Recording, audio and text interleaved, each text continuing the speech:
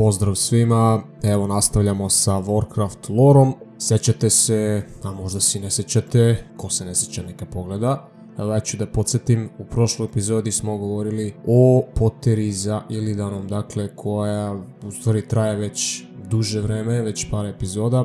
Mi pričamo o tome, pričamo zato što je to bitna stvar je da znamo sve detalje, znači ne možemo da propuštamo neke važne detalje, iako možda nekad deluje da pričamo previše o nečemu, u stvari pričamo tačno onoliko koliko treba i ja mislim da se vi tu sa mnom možete složiti. U svakom slučaju pratili smo dakle beg Illidana sa Kalimdora, a on se uputio gde? Uputio se u Dalaran, to jest u ljudske zemlje, u istočna kraljevstva, kako bi tamo izvršio nekakav ritual.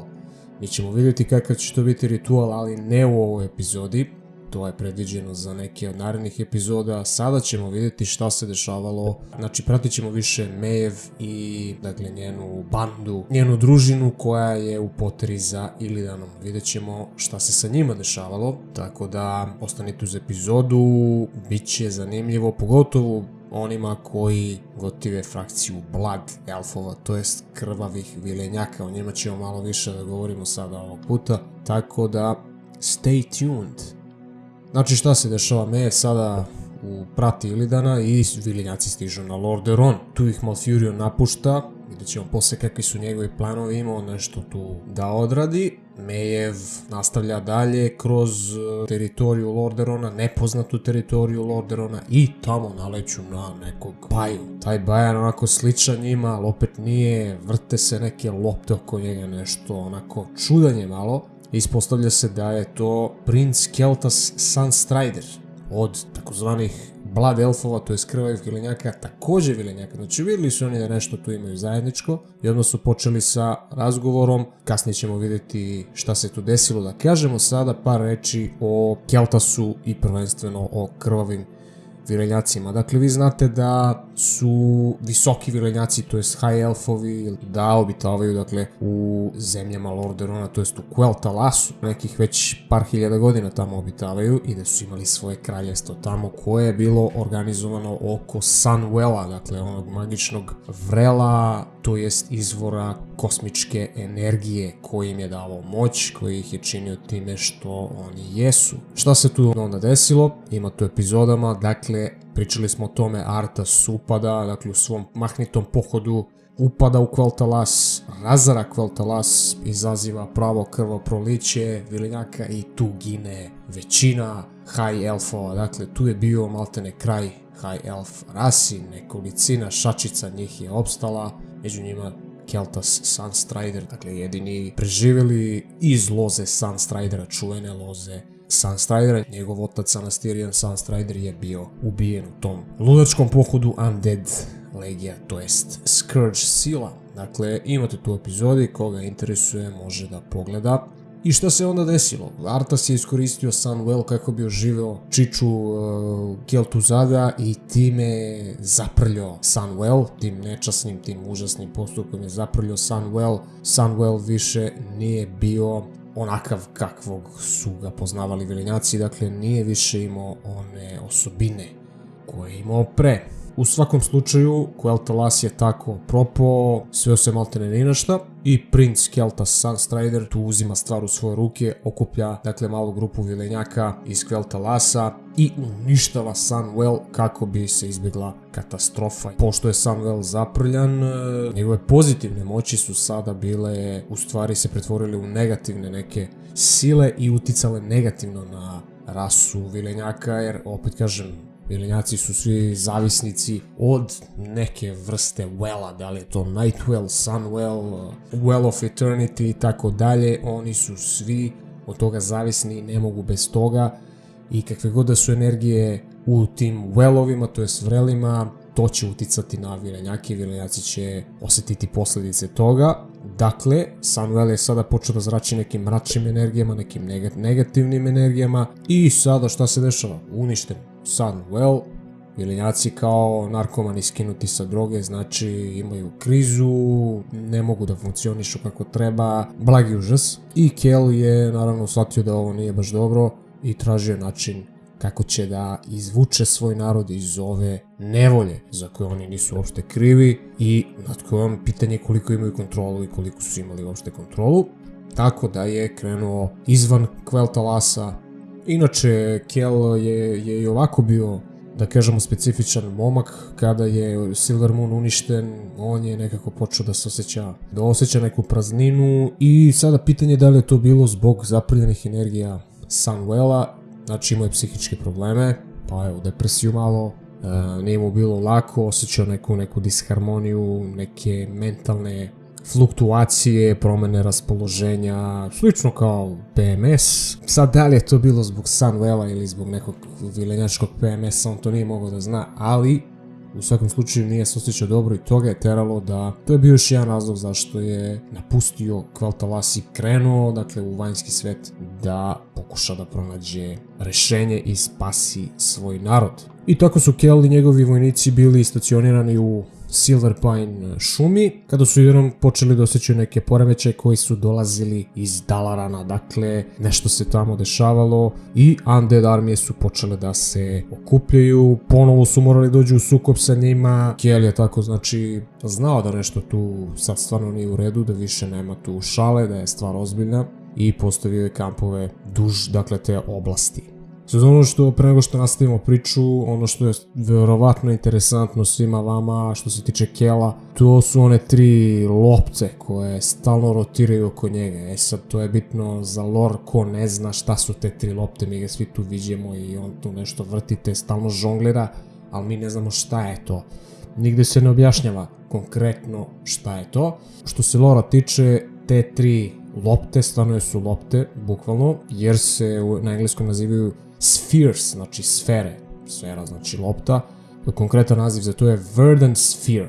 I lore kaže da su to moćni arcane artifakti koji se, dakle, pojavljuju u obliku tih sfera ili lopti u zelene boje i imaju, dakle, vatru oko sebe kao da su zapaljeni, kao neke vatrene lopte, da ih tako nazovemo, koje orbitiraju oko bića. U ovom slučaju to je Kel, Sunstrider, i on pripada toj klasi Blood Mage. Znači Blood Mage ima sposobnost da upravlja, dakle, tim sferama koje mu služe u svrhu da kanališu njegove arcane moći.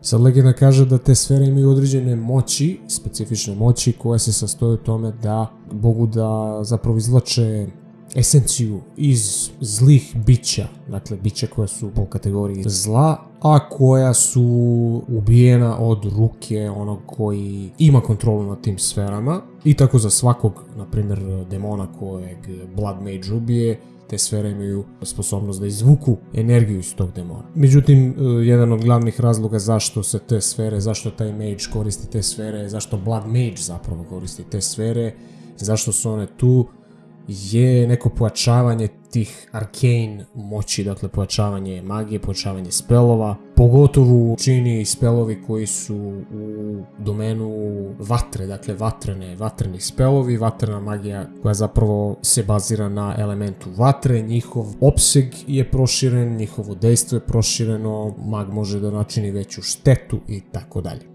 Što se konkretne priče tiče, da nastavimo sada šta se desilo. Cale je tu nešto i njegova vojska baktali su se sa ovim zalihama, s tim supply wagon je konkretan izraz. Ja sad ne znam kako to da prevodim, neću se trudim mnogo jer to oduzima resurse generalno, gubimo vreme. Ali znate šta to znači, dok su se oni s time bavili, odjednom su naleteli na 2 stranca. Dakle, to su bili Maeve Shadowsong i Tyrande Whisperwind. Znači, Night Elfovi naleću na Blood Elfove.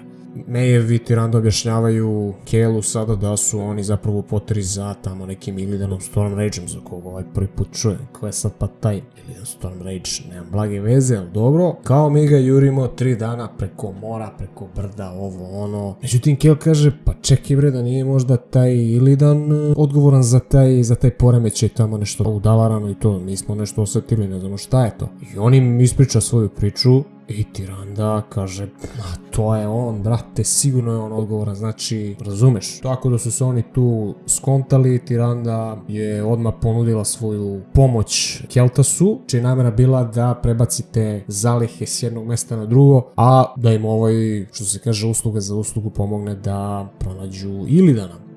Ovaj je rekao, važi, super, okej. Međutim, Maeve je opet tu bila hejterka i rekla, daj bre, ajde, to je gubljenje vremena, mislim, šta sad mi ima ovom nekom tamo da pomažemo, ajmo bre da radimo posao. Međutim, na kraju se složila i noćni vilenjaci se tako udružuju sa krvavim vilenjacima u prvo njihovoj misiji, a onda će i Chaol da se udruži sa noćnim vilenjacima, da im pomogne u potrazi za Illidanom. Naravno, opet, kao što biva stalno u Warcraft lore-u, ništa to neće ići lako i tek sada počinje zapetljavanje, da ne kažem zaplet radnje. Undead armije su tu sad napravile problem, naravno sačekali su ih u zasedi, karavan je bio ugrožen, Chaol, Maeve, Tyrande i njihove sile su uspjele da odbrane karavan u prvom talasu. Međutim, Undeadovi su navirali i oni su u jednom trenutku shvatili da karavan neće moći da preživi. Mislim, da će i oni uopšte moći da prežive, kakav sad karavan? Karavan je tu bio sad na zadnjem mjestu. Maeve i Chaol su nekako poterali karavan preko mosta, a Tyrande je ostala iza njih da im čuva leđa i bacila je jednu čin, to jest jedan spell, da se izrazim ponaški, takozvani Starfall. Dakle, to je čin gde zapravo bukvalno ti prizivaš lično boginju Elun i ona ti pomaže tako što baca zvezde na zemlju. Znači, zvezde padaju na zemlju i to je strašna stvar. Tu je izginulo gomila undeadova. Međutim, šta se desilo? Eksplozija, dakle, od te čini koja je stvarno vrlo moćna, znači zamislite zvezde padaju sa neba, komete i ovo i ono. Naravno, pošto je Tyrande bila na mostu, most se srušio od tih eksplozija, Tyrande pada u vodu, u reku, pljus i bujica je odnosi. I sad, katastrofa, Chaol se šokirao, krenuo je za njom, međutim Maeve mu rekla, alo brate, ostavi ti nju, ona je velika devojka, snaći će se ona, ratnica je, zna ona šta radi, bila je svesna čim je bacila taj Starfall i to, znala ona da to nije naivna stvar. Ajmo mi dalje, razumeš, znači nemoj da gubimo sad opet vreme, opet Maeve tu, dakle nešto. I Chaol je rekao, pa dobro, ajde, mislim, kad si zapela idemo. I tako su Chaol i Maeve nastavili dalje, ostavivši Tyrandu da je bujica odnese. Šta se desilo dalje, vidjet ćemo u sljedećoj epizodi. Naravno, vi ostanite uz kanal. Eto, epizode se objavljuju, koliko to može, koliko je to moguće. Vi pratite na Facebooku vesti, tamo se objavljuju nekad manje, nekad više, update-ovi neki vezani za kanal. Tako da, u svakom slučaju, ostanite, podelite epizodu, to je bitno. Jer vidim, slabo se nešto dele epizode, ne znam šta to treba da znači.